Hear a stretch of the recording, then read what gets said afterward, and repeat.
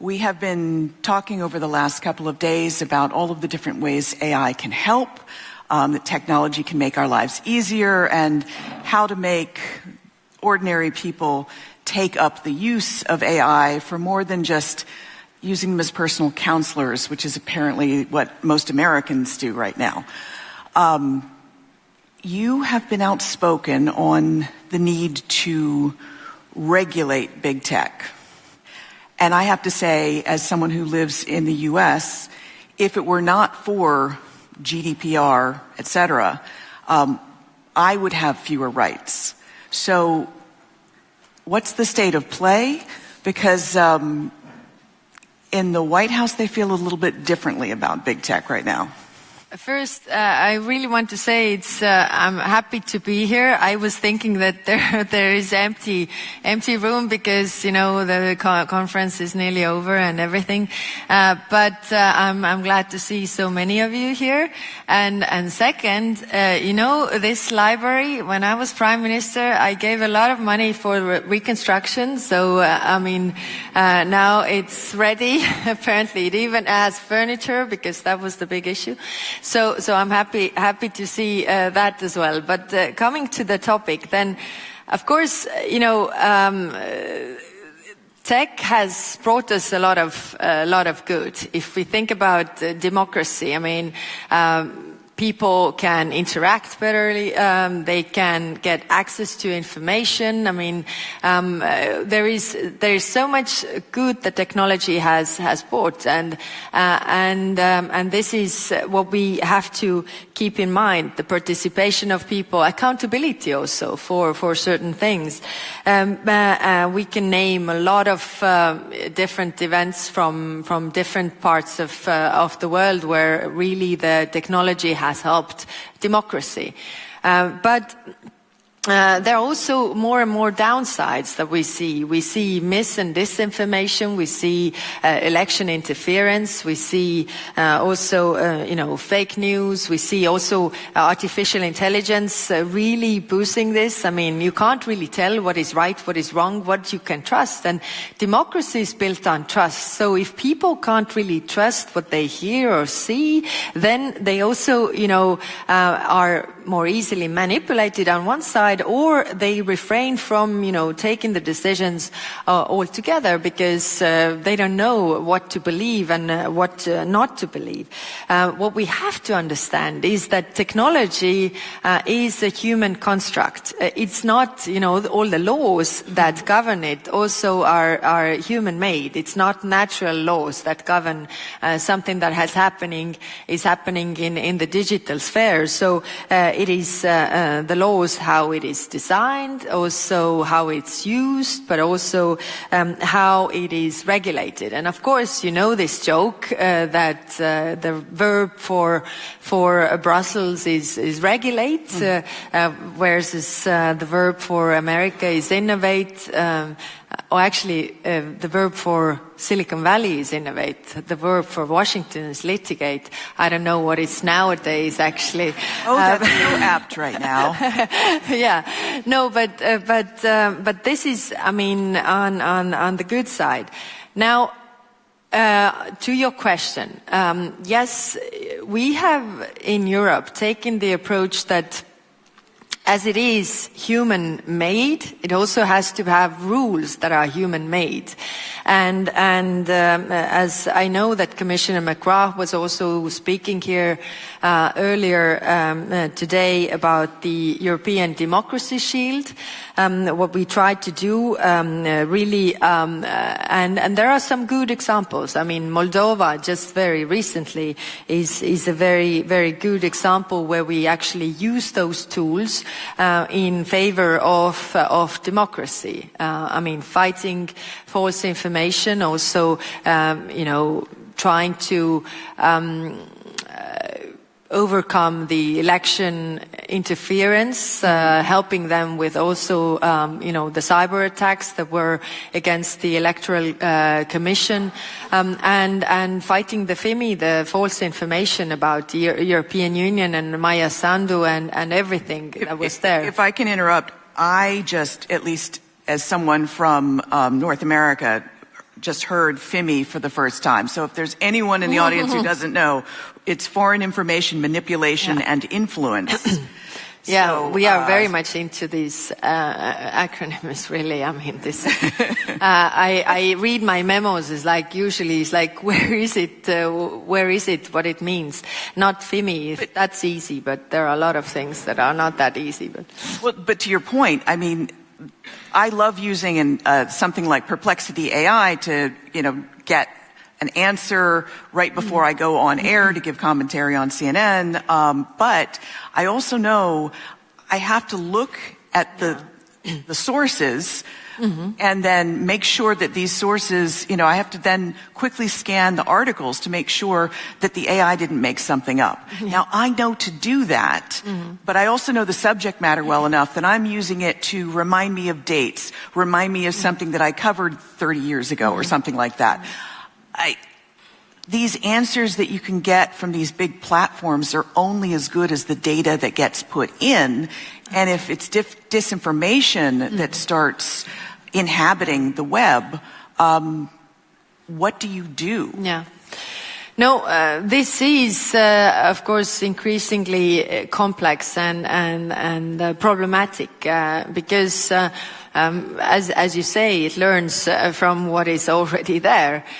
So it is really amplifying all the problems that we have there. So, of course, in schools we teach how really the kids could separate what are the facts and how we try to teach them media literacy and so, but it's still very much blurred. Sometimes AI is very much trusted like trusted without questions asked.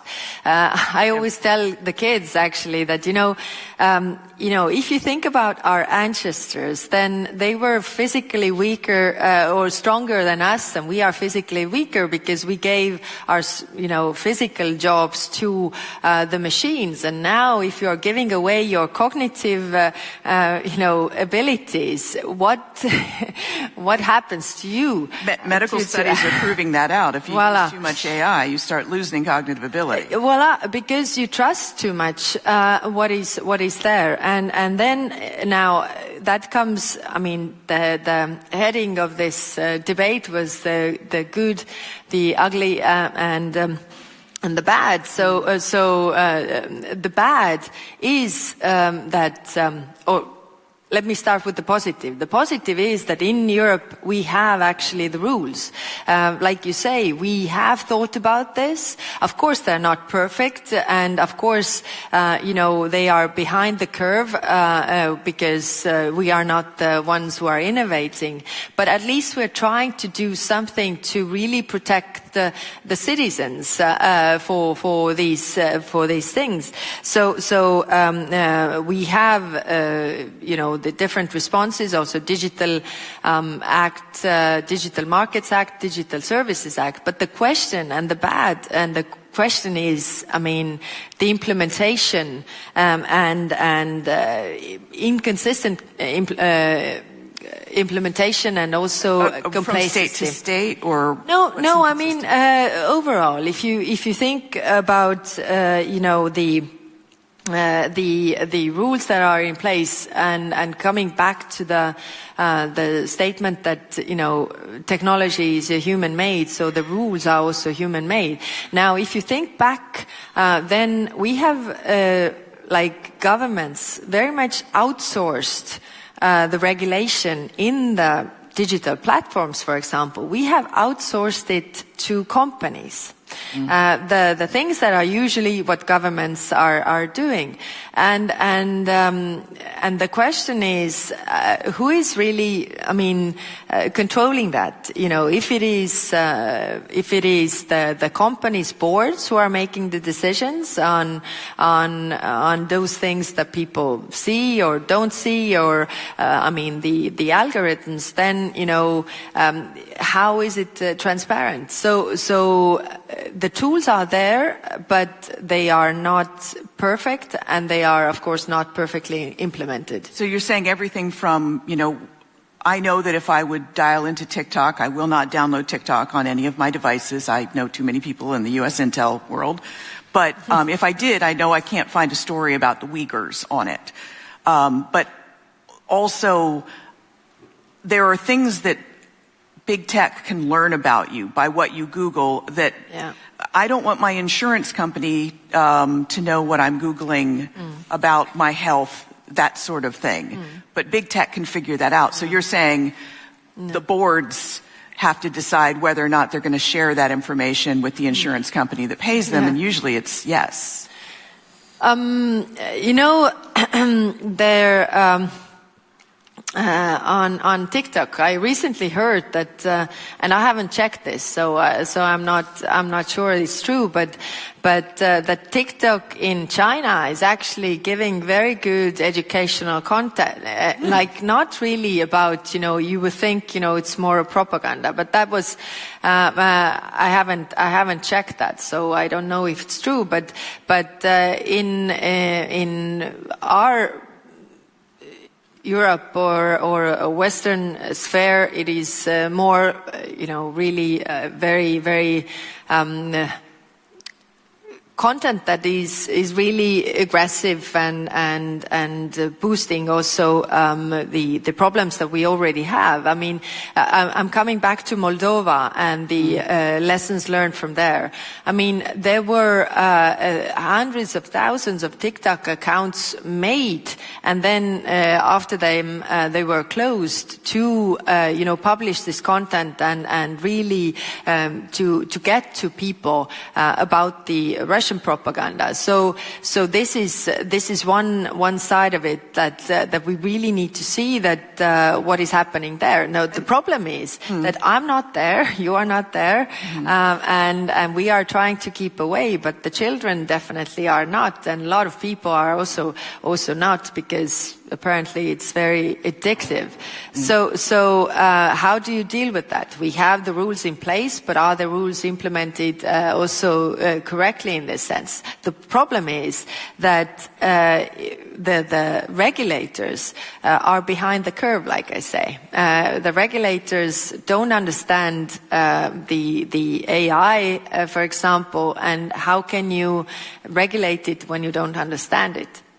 That's EU regulators you're talking about. No, I mean, our regulators are, of course, trying, and this is not my area of expertise currently. I mean, I can talk about the conflicts in the world more, but they are trying to do what is there, but it's maybe not always fully implemented how it was meant to be. I mean, when you have cases where it's clear that it has been used differently than the rules allow, then you also have to have accountability, because if you don't have accountability, that means that you can just do it, nothing happens. So in Moldova, in that example, were you able to, for instance, get TikTok to take down some of that Russian disinformation? What did the EU do to make the election in Moldova free and fair? Yeah, we had rapid response teams. So one tool that we used was really to help the Electoral Commission that was cyber attacked massively. But what it comes to, just looking, I have the numbers here. When it comes to the things that we did, I mean, the cybersecurity, as I already mentioned, hybrid rapid response teams that we provided. There was also there were 19,000 cases, more than 19,000 cases of pro-Kremlin disinfo and sanctions perpetrators. We took them down when it comes to disinformation, or the people asked to address this. The problem is, though, Moldova showed it very well, and I guess this is a problem for many smaller countries. these big platforms, they don't have these specific language units, for example. So sometimes if you address this, then, they are not reacting because it's a small country, it's a small amount in terms of their traffic, so to speak. And there are a lot of problems. So some platforms are more cooperative than others. But it is clear that we just received the lessons learned also from the Moldovan side. We have a lot of these things coming up, elections all across our partner countries who have asked also our help to show the misinformation, to try to address this manipulation issues. Now, one of the work tracks that we try to do as well is to really change the election observation methodology. It was made 30 years ago when you didn't have really the digital sphere, and now everything is happening in digital. So this is something that we need to address as well, because if you are not taking into account what happens online, and by the way, people are living their lives online, so if you're not taking into account what happens online, then you can say on the basis of the methodology that, we can't say that the elections were not free and fair, although you saw the manipulation, what was going on the internet, because you don't have a methodology for that. So the Mistral AI CEO was here and he talked about using AI to look for those kind of disinformation flows on big platforms. So you've got a lot of tech CEOs, top tech people in this audience. It sounds like you want them, even though the idea is regulators are supposed to do this job and policing themselves hasn't worked, it sounds like you would like them to try to use AI and other technology to help you fight disinformation. What are you asking them to do? Oh, well, that's a good question. I mean, one of the big problems, of course, is the algorithms, and I mean, we can say that the algorithms have to be transparent, but the problem is that the regulators, like I said, I can't tell if the algorithm is transparent or not, because I don't understand this, and that is the problem. And that's why what I said before, we are sort of outsourcing, some of the things we have outsourced to the different digital or tech companies.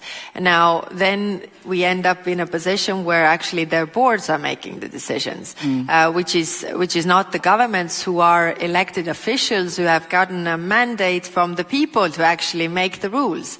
So I don't have a clear answer how to overcome this. I know I have had also meetings in my previous position with tech people who are, some of them understanding very well the worries, and also really thinking along the lines that the good people or good guys should stick together, because the bad guys definitely do.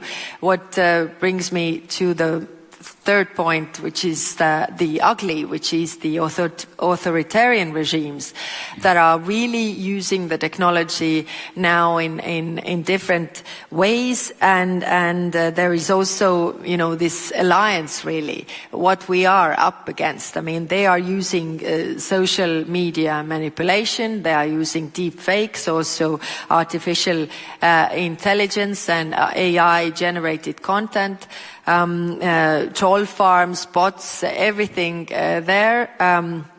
Then election interference, we already talked about, cyber attacks on critical infrastructure of the elections, campaign networks, also amplifying polarizing narratives. And this is, by the way, very interesting, because if you take in terms of Europe, we also have two big worries when it comes to China and Russia. They are operating different way. China is very good in technology technology, but not that good in social sciences, whereas Russia is super good in social sciences and not that good in technology. So what Russia does is to really spot the different small conflicts that are within our societies and pour fuel into the both sides. So it's really polarizing narratives. And I remember when I was Prime Minister, sometimes, I have the questions hour. I had the questions hour every Wednesday where members of parliament got to ask questions, and then you read what they're going to ask. And, it's like, I never heard about, statement like this. I said that nobody believes this. This is absurd. I mean, it's false information. Nobody believes. And then I was surprised how many people actually believed the conspiracy theories, and how, the small things got into very big issues in the society. Oh, so believe me, I live in Washington, D.C. Voila. I see it all the time. Yeah. And the third thing that they're doing, surveillance, because like I said, people are living their lives online. So, governments have to be there, but the question is, what do you do there? Are you the one who is trying to police, and make the rules in order to, how the marketplace really operates? Or are you trying to use the fact that people are living their lives online to, really survey and check what they're doing? Facial recognition software, internet monitoring, and what you said, by the way, before AI and, not before AI, but there was a very good book. I don't remember the author though, but it was written by one Google data analytic who said the title of the book is "Everybody Lies," and the point was what you said also in your introduction was that if you have the polls and people ask what do you think about this or that, then people try to give the answer what you expect that you want to hear. But if they say at the same time Google, a totally different thing, then that is actually what they are thinking about. So actually Google knows much more of people's worries and thoughts, or the direction where it's going, than these polls actually show. And he has many examples in that book, and one of the examples was he predicted Donald Trump winning the first time on the basis of what they saw, in the Google search engine, what people in these states are looking for, and that showed that these people are probably, even if they say that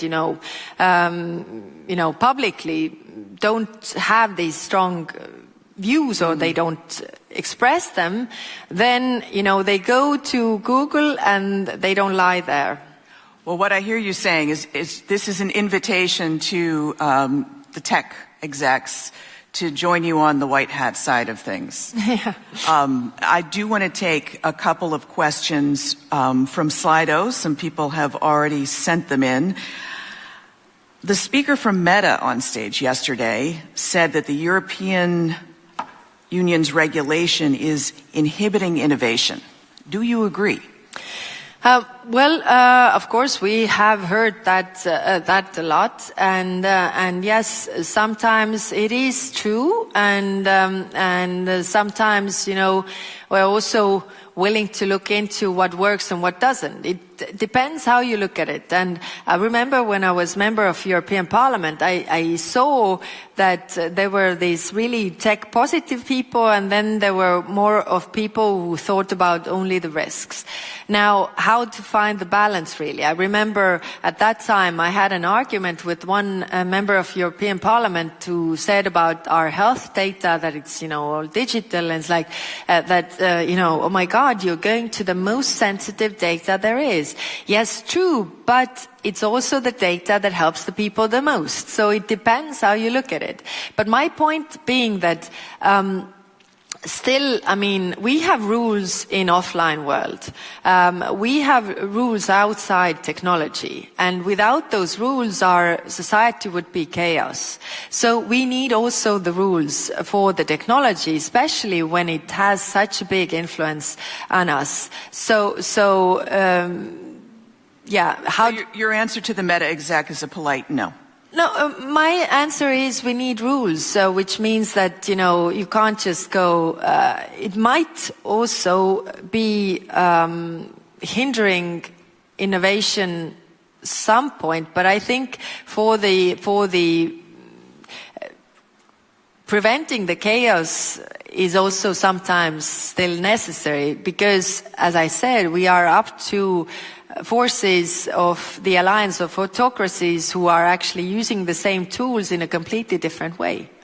And I have to say, some of the figures that you cited earlier this year from the EU Disinfo.com operation, 18 million pieces of Russian disinformation found online last year alone, targeting something like 18,000 cases of pro-Kremlin disinformation.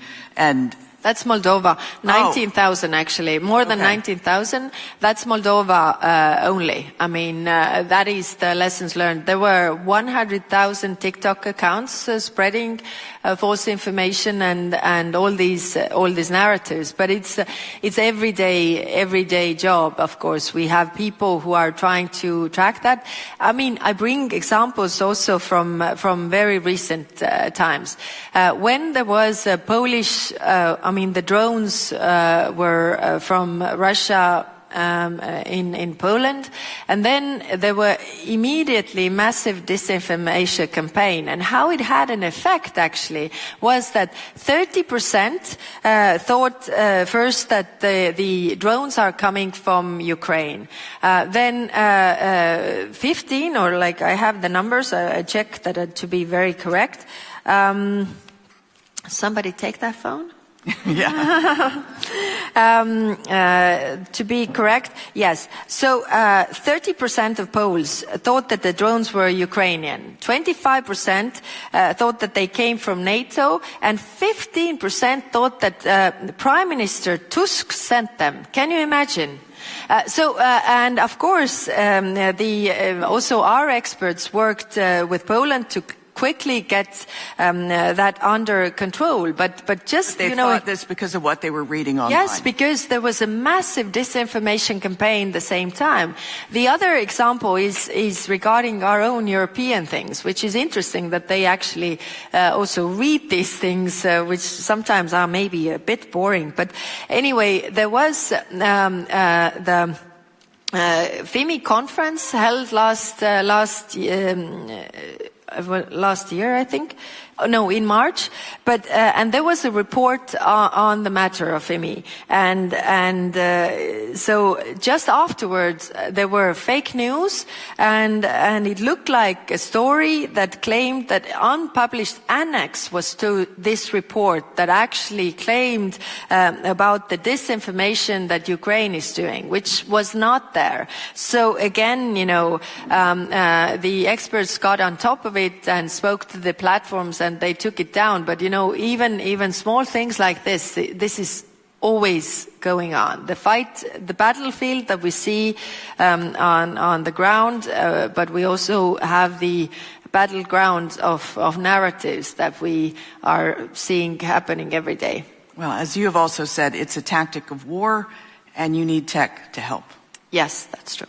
With that, Madam Kallas, thank you very much. Thank you. Good to be here.